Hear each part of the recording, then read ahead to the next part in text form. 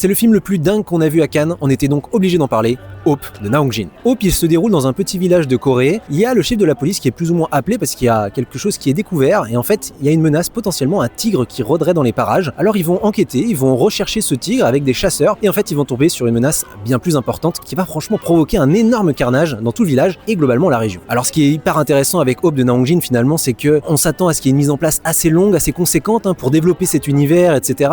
Et en fait, pas du tout. Au bout de 10 minutes, on rentre dans une course-poursuite, dans une traque complètement dingue qui va durer 1 heure, qui va être absolument...